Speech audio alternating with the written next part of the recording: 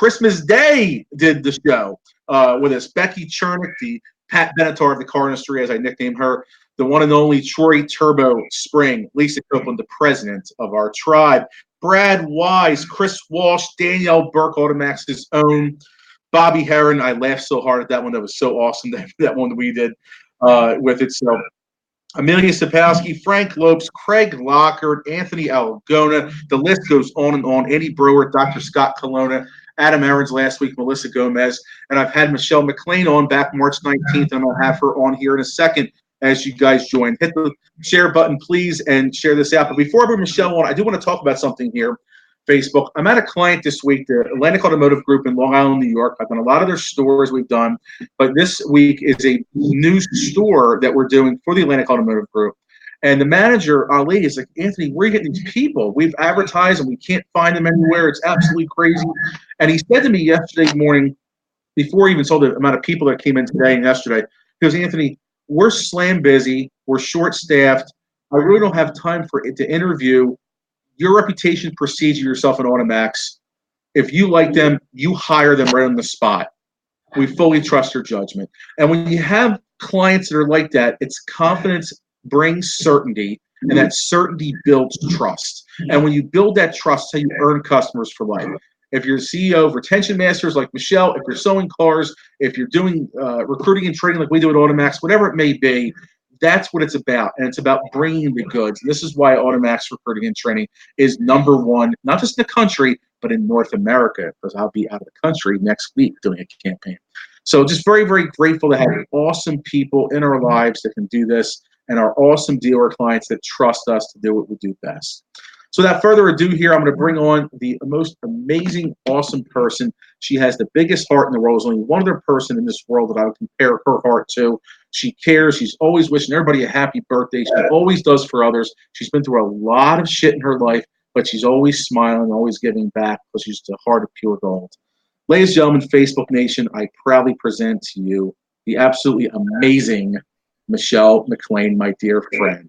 Hey guys, how are you? We're on here now. What's it? No more technical difficulties on it. So awesome, it worked. Yes, and Michelle, I hired Michelle as well. So Michelle is taking care of my business page. So I'm invested in her as well, as all of you should be investing also. But let's bring the goods and value before we hit them up for that, Michelle. I'm already putting the cart before the horse.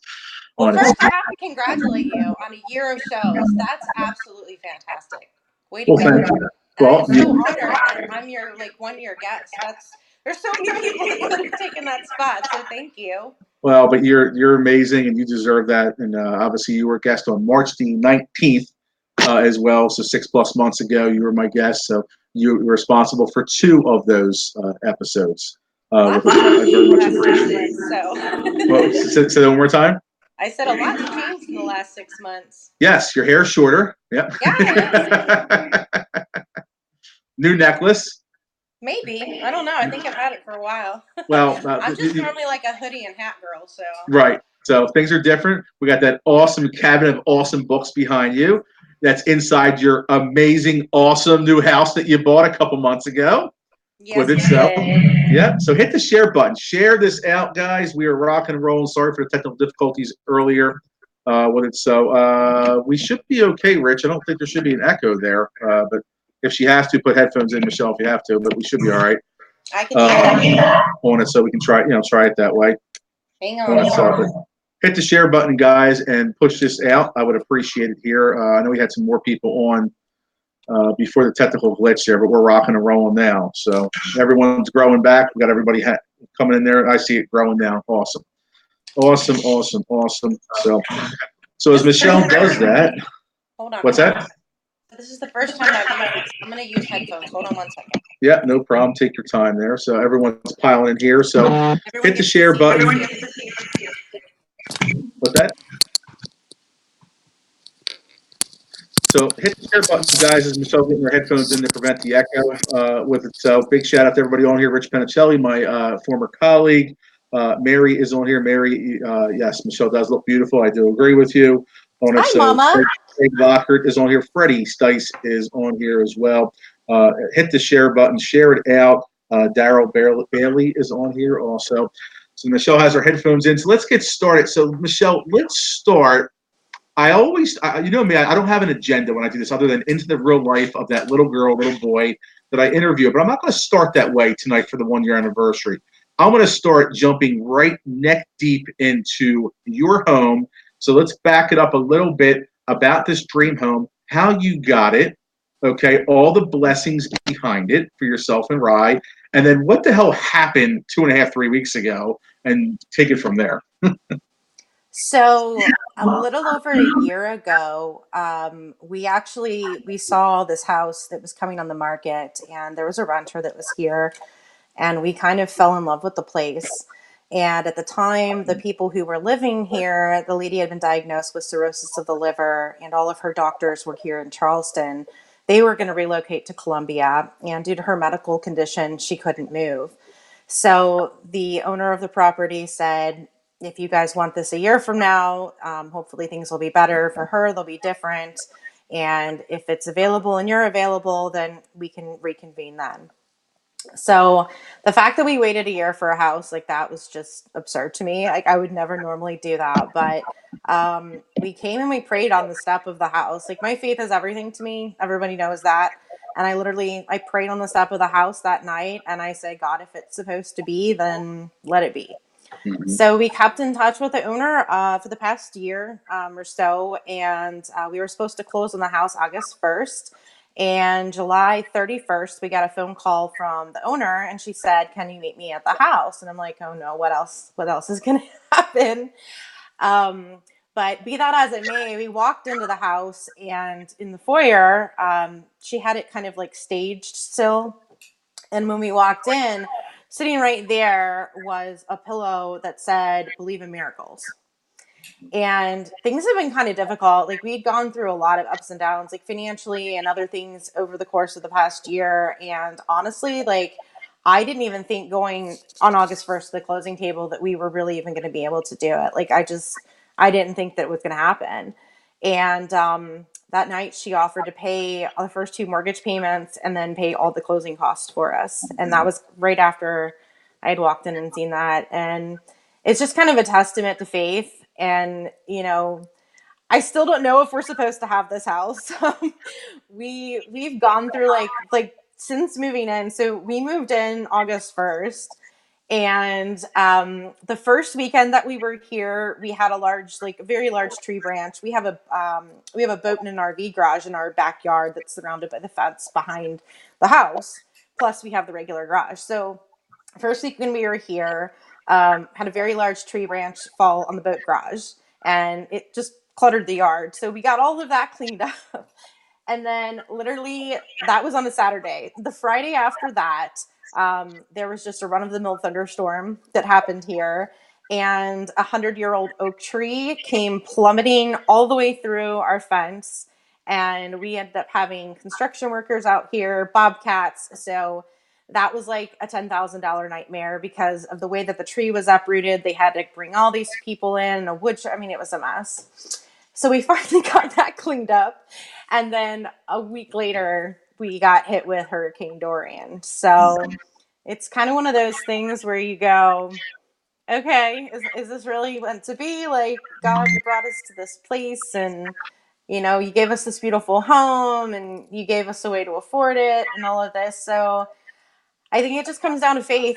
I'm and everything that I do in my life, I've had to learn, and especially this past year, everything that I went through previous, to this past year, it's taught me that faith moves mountains. Like no matter what you go through in your life, you can think that you're at the absolute worst possible place that you could ever be, and I've been there. I've been at that place. I've been like rock bottoms here, and then me. Like I've been there, and I can only attribute faith to being the reason that like initially I pulled out of that. Like that was the one thing, that was the only thing at a given time that like I had to hold on to. I had everything. I mean, everything in my life was ripped from me, as a lot of you know. And I stood firm on that. They say that you have to have a firm foundation for when storms come. And I was very blessed that my family stood by me through all of the trials and tribulations. But no matter what I went through, I I kept praying about it, and I kept praying about it, and I kept praying about it. And this whole past year, like, my life has changed exponentially. And whether or not, like I said, I keep saying, like, if one more disaster happens with this house, like, as much as I love it, it's going on the market. I can't have a house that we can only live in 6 months out of the year. And I guess we kind of jumped the gun because we weren't anticipating all the hurricane stuff and all of that. Like, it's beautiful and we love it and it's great. But part of me is like, maybe it's better as an Airbnb.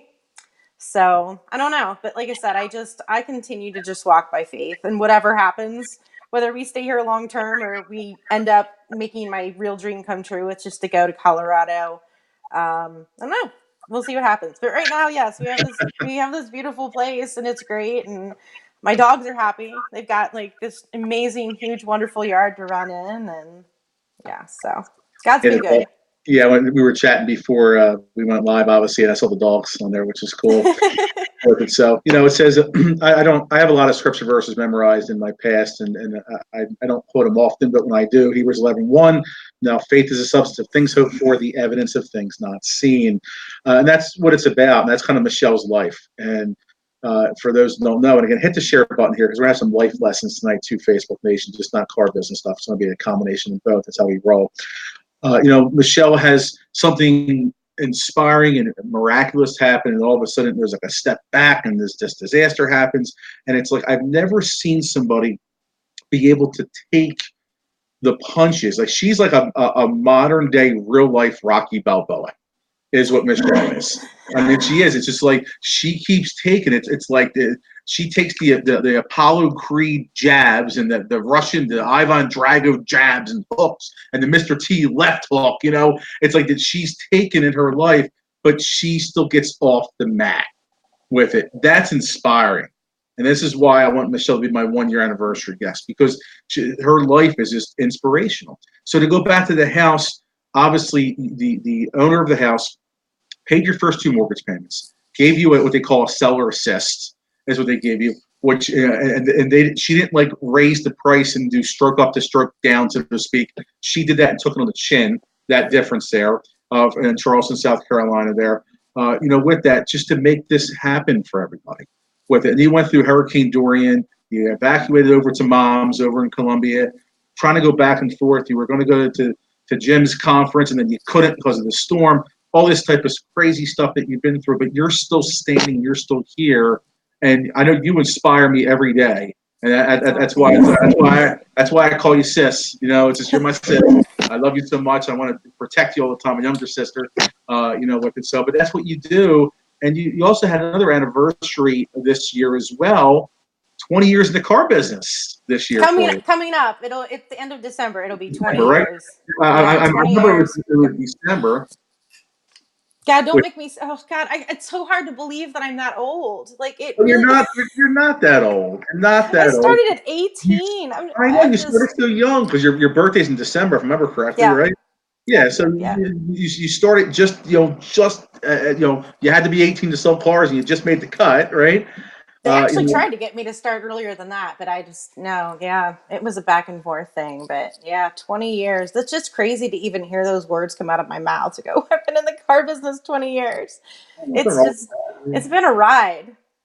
I just It's been celebrated a ride. 22 years. Now I didn't start till I was 20, but last month was 22 years. So it's just, but it's a huge accomplishment when you're in something for a long time, and it doesn't mean everything's easy with that, but it's like you keep persevering, keep pushing through, which is what you've done with it. So Michelle, why don't you share shortly while we're on that topic here, just about how you got in the car industry and how you bought the car, and kind of take it from there, and just as a refresher course here for the audience. I was like 17 and a half. Am I echoing again? No, Oh no. you're good. No, you're Oh, good. okay. It's echoing a little on my end. I was like 17 and a half and I was waitressing and I was getting ready to like pay my way through college. And I just had really bad luck with cars. Like I went through, let's see, my first car was a 91 Geo Prism, and then I had a 96 Nissan 200 SX. And then I had a 94 Mazda MX-3. Like all within like from the time I was 16, I just had bad luck with cars. So my car blew up. I was at work. I was waitressing. It's like 10 till 9 at night. And my mom comes and picks me up because my car is like smoking in the parking lot. And we were driving on the way home, and she's like, "Let's pull into a dealership." And I was like the quintessential horrible up that nobody wants to come into the lot at like 10 till 9. I couldn't even buy the car legally by myself. Like my mom Right, had to help me. right. And And this, but this is that this is in Ohio, right? Yeah, this was in Ohio at a Jeff Weiler store actually. But so like I said, this was a few weeks before I turned 18, and it was just the most shady, awful thing ever. The guy that upped me, like to this day, is still one of my best friends, and I'll forever credit him for being the reason that I'm in this industry. But they put together this like crazy deal and expected, I guess, my mom to sign on it. Made it seem like they could get me done by myself, and I'm like, I'm not even legal to buy this car. They forged a driver's license and pay stubs and like you name it to try to put this deal together. I'm telling you, like nobody that was there at the time is there anymore. And but yeah, so I guess the guy ended up getting fired, and the sales manager started calling me like a week after I walked out of the dealership. And he's like, "Are you, trying to get me to buy the car?" I'm like, "Let me just make it very clear to you. I'm not doing business with your dealership. Period. End of discussion. My mom's not doing business with your dealership. Not happening." So he kept calling, and he called and he called and he called and he called for like 3 weeks straight. And it was just after my 18th birthday. He called back and he's like, "Well, if I can't convince you to buy a car from us, can I convince you to sell it?" And I just laughed. I'm like, I'm fresh out of elbow pads. Like, I mean, I had this whole stereotypical image of what a car salesman was. And like, I'm going to school for IT. And at the time, that's what I was doing. Like, I was going to school for IT. And he's like, "Well, I'll tell you what. After I said no like 3 different times, he finally calls back and he goes, "I'll reimburse you for your college education if you come and work for us for 6 months and you sell a minimum of 8 cars, like in of all of them." My first full month, I was like, I can't turn that down. I mean, it was free money for school. And I'm like, "Well, I'll milk this deal for 6 months and then I'm out. I'm going to go to school. I'm done." And my first full month in the car business, I sold 14 and a half cars and I did just under $28,000 in gross.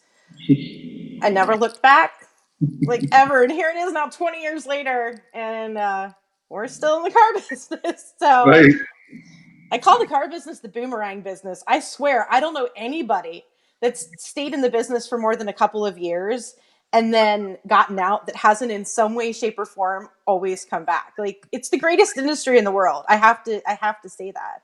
As as Al Pacino would say, just when I thought I was out, you brought me back in. Yeah, there's no leaving the car business. You can try. I mean, I really, truly cannot honestly think of one person who has successfully left the car business in its entirety. Like, you end up in different facets. Maybe you leave a dealership, maybe you switch roles. But once you're in the car business, it's like being in a gang. Like, you're initiated for life. It's true. It It's very is. true. But you know what? It's a good gang. Not It every is. member of the gang is always the best. But we're working on that, changing the perception of the car salesperson one step at a time, one customer at a time, and of course, also on Max, one perspective, new hire at a time, trained the right way. And we've been doing that. We absolutely have, which is encouraging. And you have good people. And sometimes situations happen that you fall into the car industry. You wouldn't be in the car industry if that Geo Prism wasn't smoking, It was the Mazda MX-3 that blew up. or the Mazda MX-3 it was. Okay. So, and I sold a few of them used back in the day. I did, so it's because that was a popular trade into Nissans back in the day. And you worked for Nissan as well once upon a time, I just like I did. did. Uh, you have people that have interesting stories. Look at the president of our tribe, Lisa Copeland, right? If she didn't get into that car accident, she wouldn't been stranded. She wouldn't have knocked on the door to Mr. James Copeland, who became her husband, and she's closing in that, I believe this month is 31 years of marriage for her, if I remember correctly. With it, and got in the car industry from that. So things happen for a reason, and you get into this, and then it's like all of a sudden your life can change in a wonderful way if you embrace the journey. And there's no one that's been on a more roller coaster journey than you have, Michelle. But again, you've been upside down, sideways, backwards, but you're always laying on your feet like a cat, and always laying on your feet all the time. because of your mindset and because of your spirit. You do believe in the Lord. Your faith is important to you. I know you sing choir at church, and the things that you do. And it's like you just cast all your cares upon Him because He cares for you, and that's what you do, which is really remarkable. And you just keep giving, with it. And that's why every time I talk to you, I get inspired. And there's times I've talked to you where I've been down, and you've put me in my place. Like, St. Angelo, what are you doing? Like, knock it off, It's like, and I hung the phone up, and I feel like all of a sudden like rejuvenated, So it's just, and that's what you need. That's definitely what you need with that. So you entered the car industry. You held different positions. You were a GM at one point, sales manager, worked for Nissan, worked for Subaru, worked for all different products and everything. And you made this decision 4 years ago. I want you to tell us about that. Yeah, so I spent the majority of my career with Subaru. I honestly didn't know a whole lot about the Subaru brand, and I stumbled into a store that they sold cross. They had GM, they had Chevy, they had Kia, they had Mitsubishi, and they had Subaru.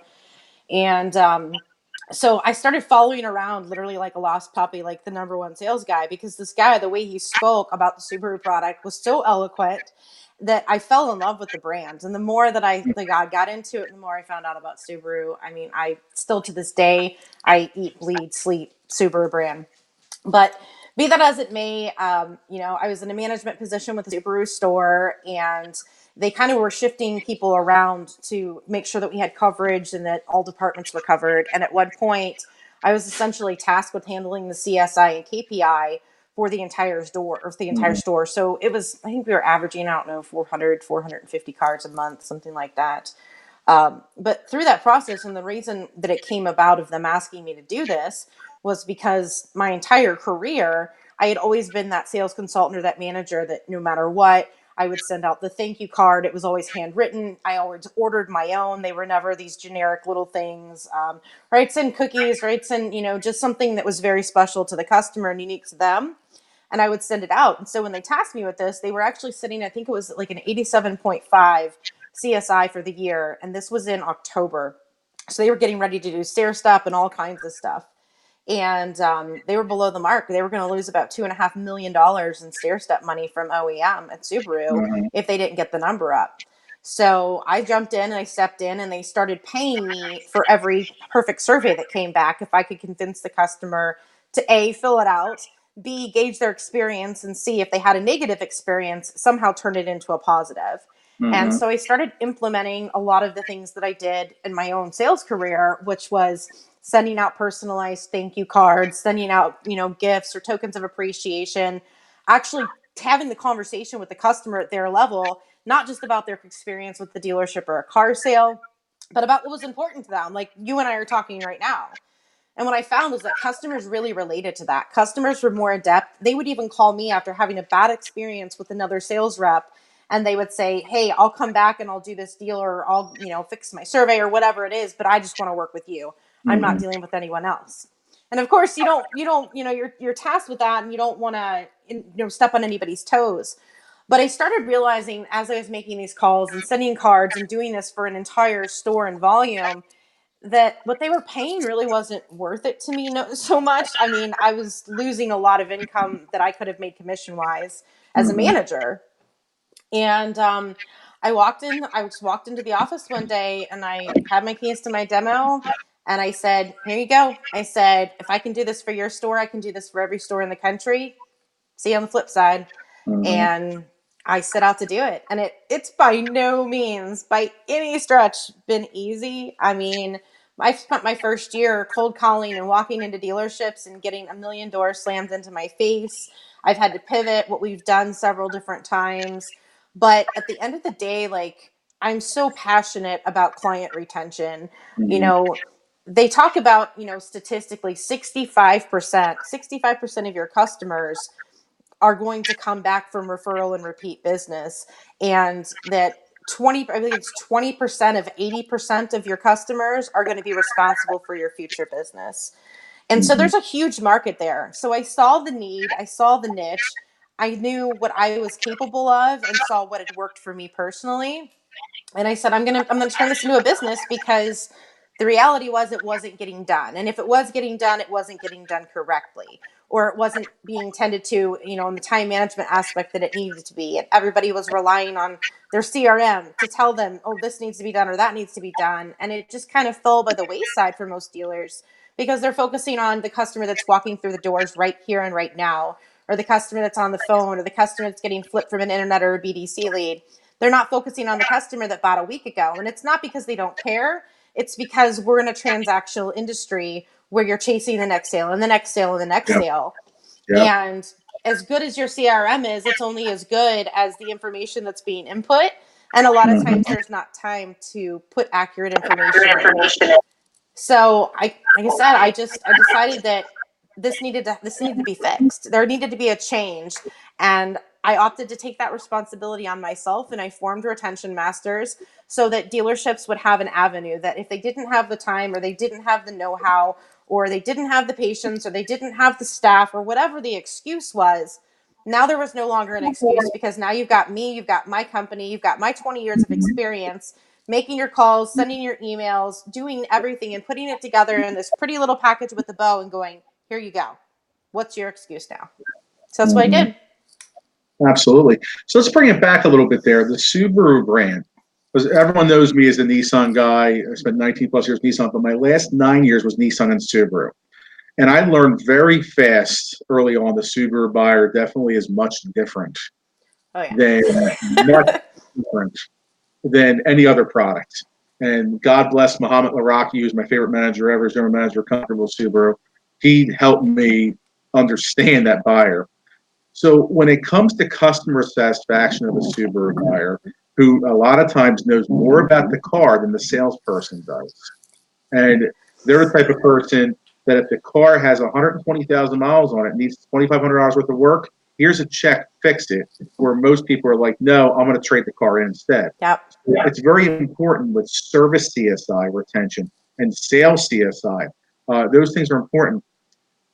You found a way to put the fires out with a tough client that's very unique, with that. Through all the things you've been through in your life, Michelle, both personally and professionally, all the trials and tribulations, and I can't wait till you have the best-selling book that you write because it's going to be amazing. It really is. How did all those difficulties, struggles, and tribulations help you now, not just with the Subaru clientele, but now that you take care of the follow-up for hundreds of dealerships across the country and North America, because I'm sure you do Canadian dealers as well. How has that implemented you where when the customers is blowing your hair dry and they're upset and they're frustrated and this happened and that happened and this injustice and everything, how are you able to diffuse situation to keep them retained at that dealership? What's your expertise with that? Well, the first thing that you always have to do, and I think this is where a lot of people miss the mark, is you have to acknowledge. You have to acknowledge their concern.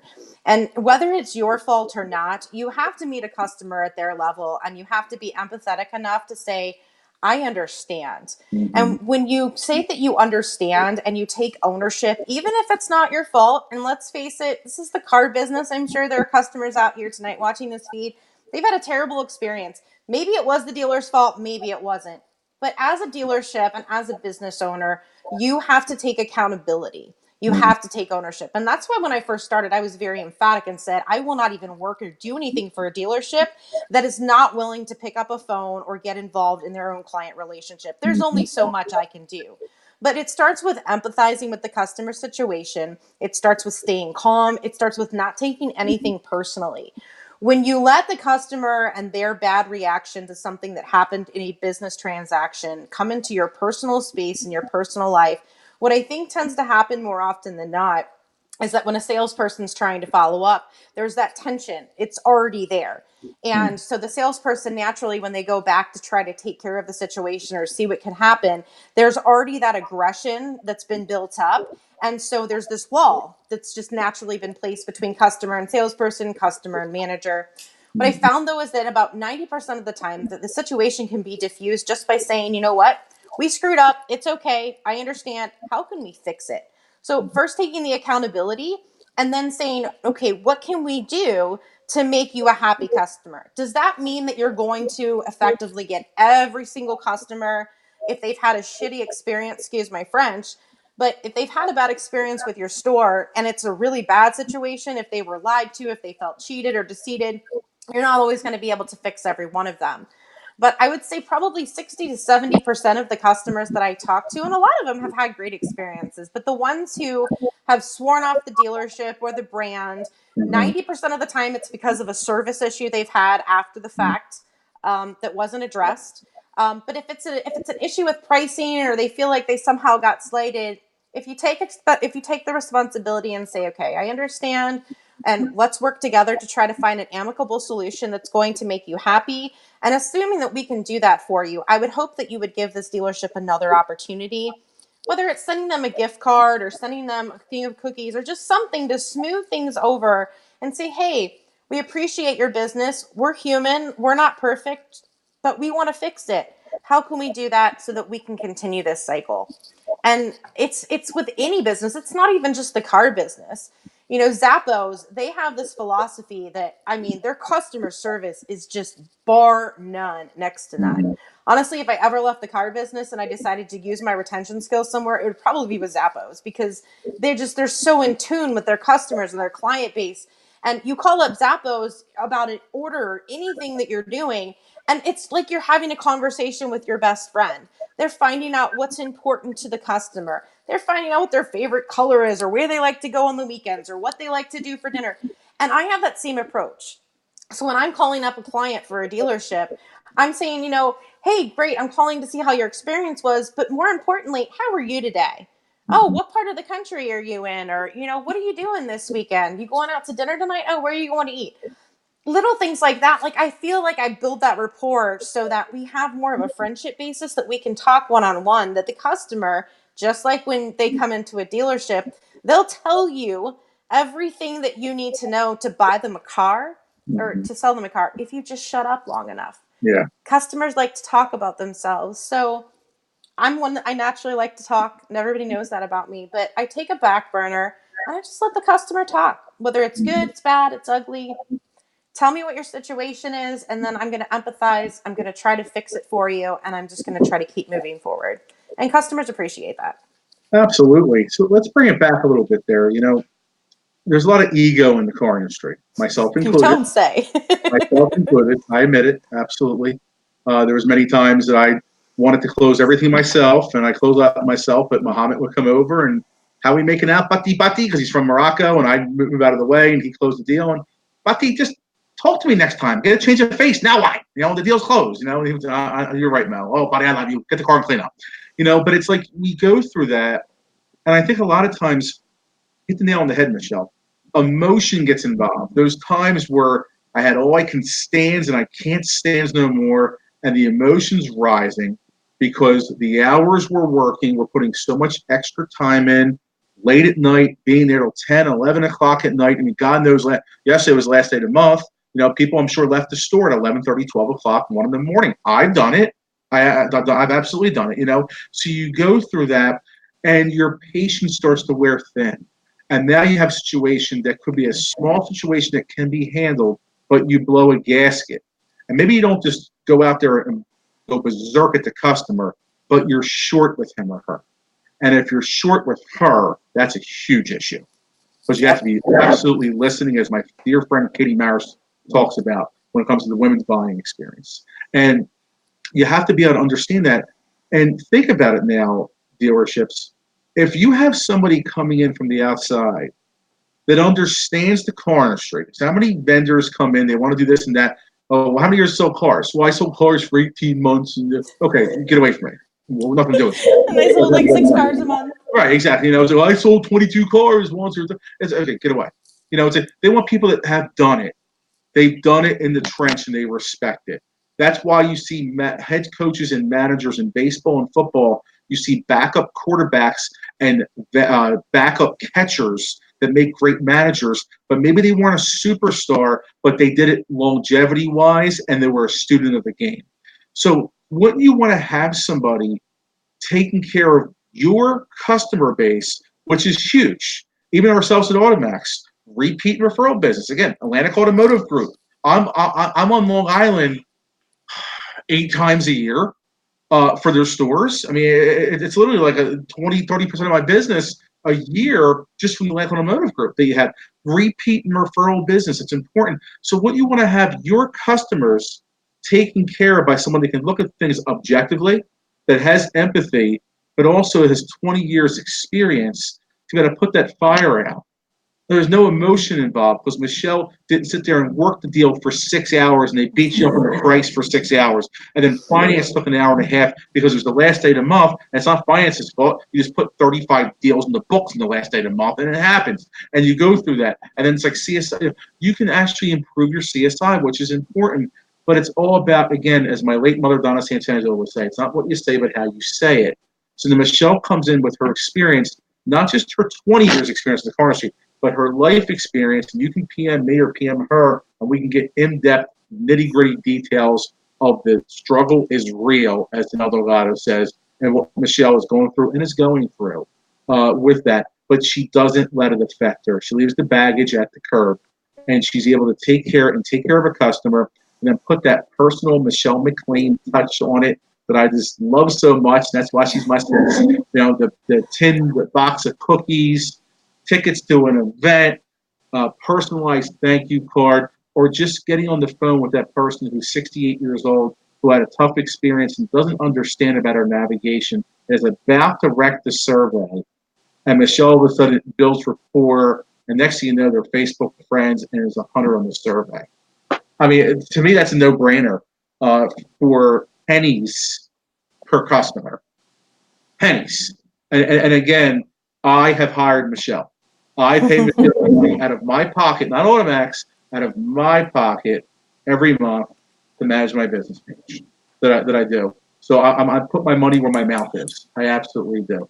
So I mean, why wouldn't you use her, guys? And what questions do you have for her as you guys are on here about this? This is the way you earn customers for life, you know? Well, we've taken it a step further too, because I think a lot of, and like I said, a lot of times when you open a business, you have these grandiose ideas of what you think is going to work versus what in actuality really does work. Mm-hmm. And so when we first started out, everything that I was doing was we're going to do the calls and the emails and we're going to do the text and we're going to do everything that you are paying your sales consultants and managers to do, but that they aren't doing.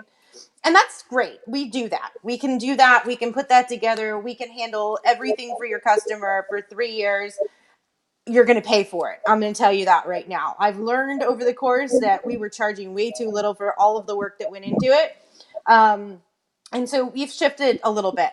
And so now what our focus more is that we're looking to do creative client retention and community engagement. And that's more of the focus of what we're doing. It's less expensive for us and for you, but we can actually design your whole 3-year follow-up plan for you. We can come in, we can train your sales consultants, we can work with you on time management to make sure that they're effectively doing their job. But then we also create these amazing, wonderful, beautiful products that your customers go, wow. So anything from a 3D pop-up card that's got your dealer's staple vehicle in there with your dealer logo. They don't grace the bottom of trash cans. The customers open these and they sit on their desks or they go on their refrigerators. We do neighbor postcards that get sent out, to all of the neighbors of the person that just bought the car from you, obviously for confidentiality. Put names. But we do really awesome logo, these big logo cookie boxes, and we create personalized gifts for your customer. So whether they're a cook or a golfer, we have something really that is for everyone. And you can put together your own package and we hand it back to you. We also do, we're big into community engagement and reciprocity marketing in the community. And my team and I, all who have a minimum of 5 years in the car business, on the ground, in the trenches, I will not hire anybody that has not had that experience because I just don't think it's viable. But we'll go out in your backyard of where your dealership is and we'll go around to local businesses and market for you and create reciprocity deals with other local businesses so that you can be the dealership of choice for their business and their clients and their employees. And we create these fantastic deals that go both ways. And we've got something really cool and creative that we're working on right now for that too. But everything that we do is literally about putting the client first.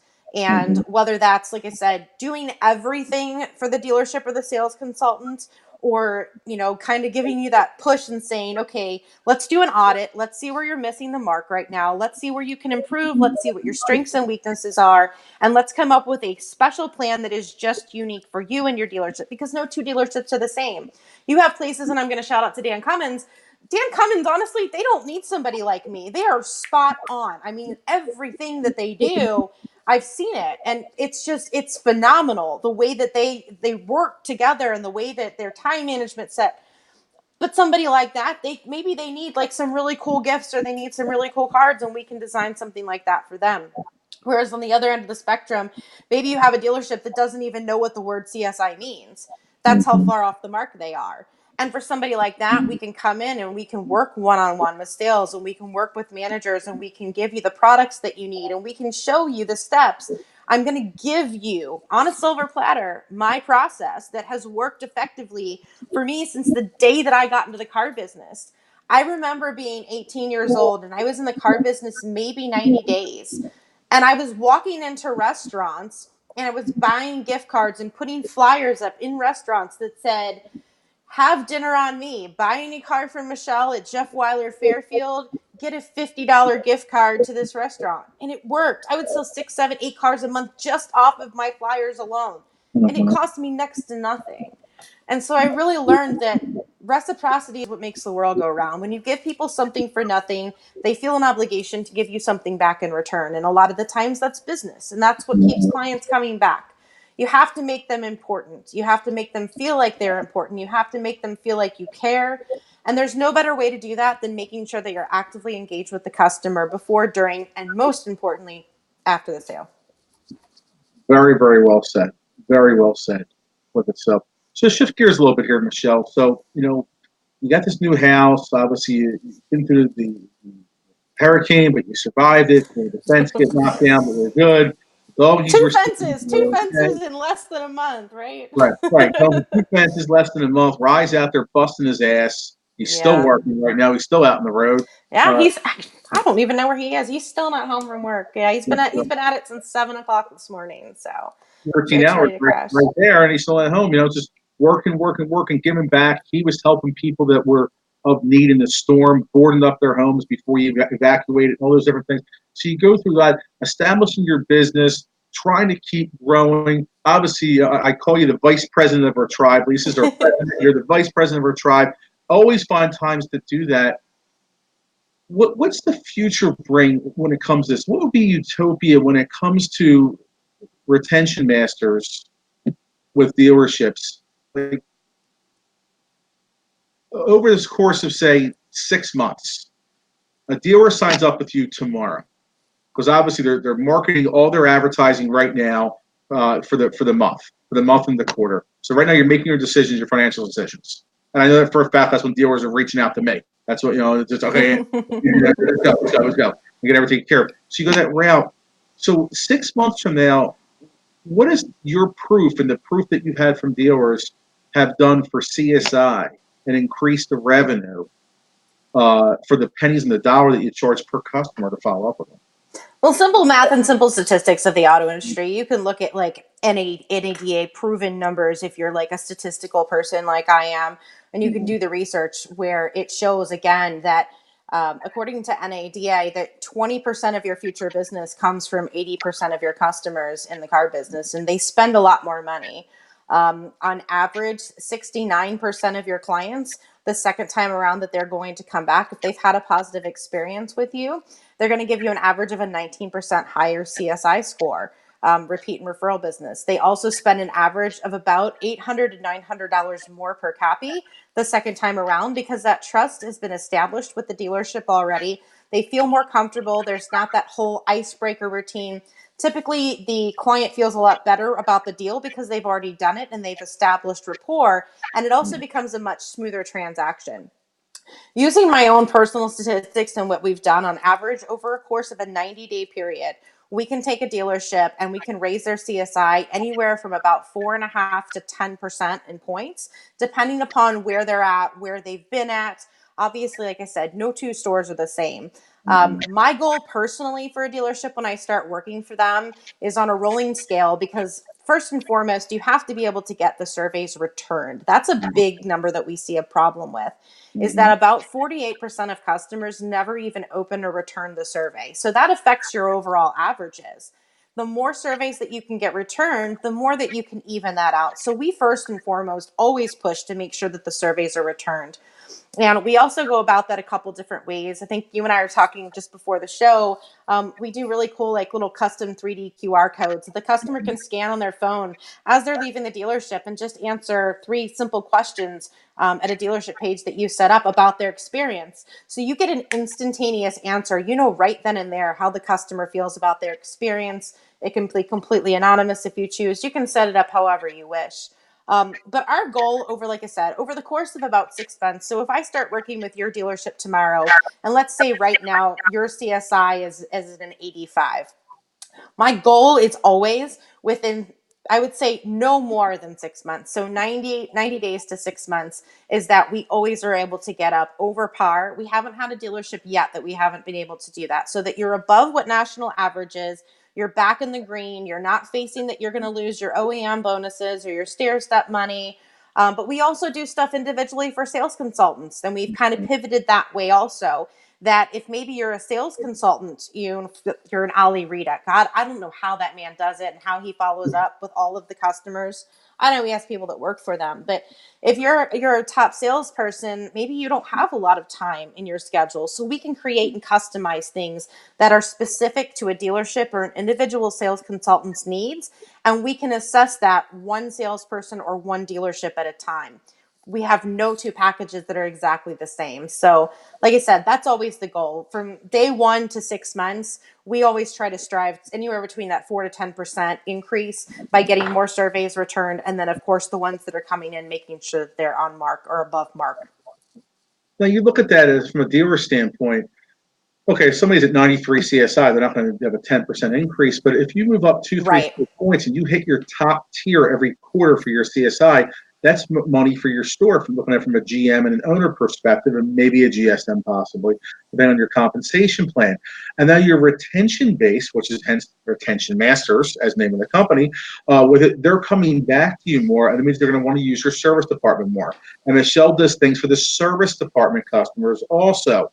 So what's the biggest complaint that a service customer has is they have a problem and the service department can't duplicate the problem, and it's frustrating. And on top of that, if a woman comes in and over 70+%, as my friend Katie Maris has taught me, women come in and they bring the cars in for service and they hear a noise and then that male technician can't duplicate it, it's frustrating. There's a way of deciphering and diffusing that situation to have them come back and not hurt you in CSI. So you're looking at a couple dollars, $3, $4, $5 a customer that Michelle charges to do that, and your ROI is just through the roof, where you can actually put up another 50 grand a month in profit, front to back, and not just F&I back, but the whole store, obviously the front of the store and the back of the store combined for a small investment. I mean, it could really be a potential 1,000% ROI. I mean, it really can every month. And we just to touch base on that, we never will go in. Like, I will never go into a dealership and say, I think that you need to add X amount of dollars to your budget for your retention. I will actually sit down with a general manager or dealer principal and I'll say, look, this is what your average spend is, which the average spend per month, as of 2018, dealers spend about $47,500 a month, give or take, about $450 to $600 a copy, depending whether they're luxury or non-luxury brands. But reallocate. So I tell them, if you're spending an average, let's just call it $500 to get the customer just to come through the door per copy, why would you not reallocate 10% of that, let's call it $50, over the course of 3 years, Right. to keep that customer coming back and making them happy and making them smile? Again, 20% of 80% of your business is going to be responsible for the future of you being in business to begin with. And, DealerTrack put out this fabulous article last week, talking about the principles of retention. And if you're at a dealership, you get DealerTrack. Go check out their blog. I posted it on a Retention Masters website, and I posted it on my personal page if you're friends or you follow me. But it really breaks down retention to a science and an art. And I'm telling you guys, if you're not actively involved with your clients and you're not trying to keep them engaged between sales, you're going to lose them to your competition. That's just the reality. Statistically speaking, 70% of customers, I think that's what it was. Yeah, 70% of customers said they were influenced by the choice of retailer based on the loyalty after the sale. 70%. That's a pretty significant number. If 70% of your clients are being influenced strictly by the engagement after the sale and you're doing nothing to engage them after the sale, they're going to jump ship and they're going to go to your competitor who is doing something. And it doesn't have to be a ton of money that you spend. You just have to do something that's unique, that's different, creative, and that makes your dealership stand out. And that's exactly what we do at Retention Masters. Boom. And you hit the nail on the head right there, Michelle. Unique, that's different and creative and stands out.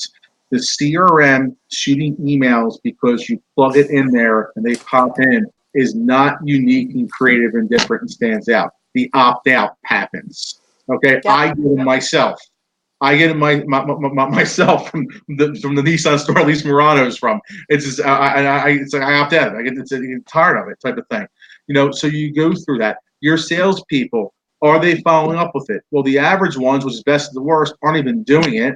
And the ones that are really good, I mean, do you think Ali Rita is able to touch every person? No, he has 4 assistants that he has to take care of, his customers, because he's selling anywhere from 125 to 200 cars a month that he's done. He has 4 assistants that way. Frank Cornetti, who lives in my hometown of Glen Mills, Pennsylvania, he sells 80 to 110 cars a month, and he has his own finance manager. It's like you have to be able to assign people to be able to do that. So a 3-year, I mean, Michelle's committing 3 years to you guys. 3 years, which is the average, lease cycle that you have as well, where you have that repeat customer. They're making decisions at that point. The average customer is going to be replacing a car about 2.5 years approximately. Maybe not necessarily that car, but the family member and the repeat and referral. And when you're having the follow-up calls and you're having that personal touch, I mean, you see it. If you don't believe me, go to Michelle's timeline and see all the time she puts in for free, not getting the company paid for it, just to wish happy birthday to people, to put inspiring posts. She is, Sorry, I think Ryan's finally yeah, around the Ryan's probably corner. home. The dog's barking, right? So they're saying hello. Yeah. Look at her timeline, Hush puppies. and then she runs Big Sellers Mastermind. She's an admin natural reset. You see all this stuff in, and the personal touch. That personal touch is there, basically, with no thought of any reward. How much better is she going to do for you by investing a couple dollars a month? It just Hush. makes sense. How Sorry do the about dog? that. Show the dogs on camera. Show them on camera. Oh yeah, sit. I have pit bulls. I don't think they're gonna sit on the counter very well. No, not the camera. I said show them on camera. I said. Oh, I thought you said sit them on the No, counter. this is a camera. It's not a Chihuahua. Let's see if we can pivot it. Abby, say hi. How you doing, Abby? Are you saying hi? Where's the other big one? Oh, here you go. Yeah, those are my Well, puppies. wagging your They're tail my life. Would with you your happy hush and pit go bull. sit down? Goodness gracious. Sorry about that. That's Michelle, as we wrap up here, and again, I really appreciate you being my guest here on the 1-year Thank you anniversary. for having me, Hired truly. after you got them. You're just absolutely amazing. But how can people reach you for questions about this amazing product you have mentioned after? Sure. So, I mean, I'm all over social, obviously. You can message me on Facebook. We have a Facebook page, Retention Masters. You can message there. And in fact, tonight, actually, all day today, we just started putting some of our customized package products, like some of our postcards, some of like the little unique gifts that we have, just things that are, they're unique and they're creative, but they're not like exclusive. They're more affordable. So if you're like a sales consultant or a dealer looking to buy things, that you can buy that's kind of a pre-made type of a deal, I still customize them for you. I still make the design for you. Those are now up in our shop on the Retention Masters Facebook page. You can also email me. It's info at retention. I'm sorry, I always say it wrong. It's info at theretentionmasters.com. So I as an igloo and as a Nancy, F like Frank, O like Oscar at theretentionmasters.com. You can also call me personally on the website. You can go to the website, theretentionmasters.com. Our number's up there. I mean, there's so many different ways that technology allows you to reach us. So, and of course, you can message me on Facebook or Instagram as well. Info at theretentionmasters.com. Retentionmasters.com. Correct. There we go. I just put it in the link there. Awesome. Thanks. With itself. Michelle, thank you so much again for being my guest. It's like I said, you have an amazing heart. There's only one person I know in this world that compares to the heart that you have for people, and you were just really remarkable. And Dior, it's a no-brainer just to reach out and have a conversation with her. With it again, I hired her. So I manage my business page. Advice is always free. I'm always happy to talk. You don't have to hire me for advice. Pure text. She likes her text messages. I do. Text is best. Yeah, that's the best way to do it. So, but she'll definitely reach out to you in the midst of feeding the dogs and keeping the pit bulls happy, and I'll obviously say hi to your awesome man Rye, who I've met before. He's a great guy. He's probably staying outside because I told him I was on a live, and that's. Because my office is connected. My office is connected to we've got this little foyer that then goes into the garage, and it's hard to see. You can't see the doors behind me, but if he comes into the garage side, he has to go through that other foyer, and then it walks right into my office. So I was like, you have to stay outside while I'm on my. I love it. Well, go tell your man to come back in. Thank you so much again. You're absolutely wonderful. And thank you. So are you. Thank you again for having me. It's an absolute pleasure. I mean, you helped me be a better man, a better person. You helped me be a better trainer just by your friendship, and that's why I call you sis. You're my younger sister. My goal is if I can just change one life, if I can just save one more person, that's at the end of the day. It's all it's worth it. It's worth it to me. So that's it. It's about changing lives one person at a time. Absolutely. Thank you, Michelle. All right. Thanks so much. Have a great night, guys. Well, there you have it, Facebook Nation. The 1-year anniversary episode complete. Did you hire him, dead or coma after you got him? We're going to keep going here. We're going to keep continuing with the episodes next week as well, and the weeks to follow. And I just want to end things again the way I started the video off. Confidence brings certainty, and certainty builds trust. Have that confidence, believe in yourself, show that, and you're going to bring certainty to your dealer clients, bring certainty that relationship's going through, a person's going through a hard time and difficulty, and that certainty is going to build trust, which will change the perception of the past results and the past results, both professionally and personally. And when you do that, that's how you earn customers for life. That's how you build relationships. That's how you tear down the walls that we've brought up in our lives because of the poor past experiences, just by giving somebody a chance. Until next week, but actually not till next week. We'll do the show next Tuesday night. I have a special live tomorrow night. Stay tuned for my timeline. I'm going to post it tomorrow morning. I'm not going to reveal the guest yet. This will be this person's first Facebook Live ever, outside of maybe shooting a Facebook Live quickly at a game or something like that. I'm going to be talking to this gentleman, and it's really going to be amazing. So watch my timeline tomorrow morning when I post it, and tune back tomorrow night, 8 o'clock. It won't be the Jahir Dead or Coma after you got them, but we're going to have a great conversation.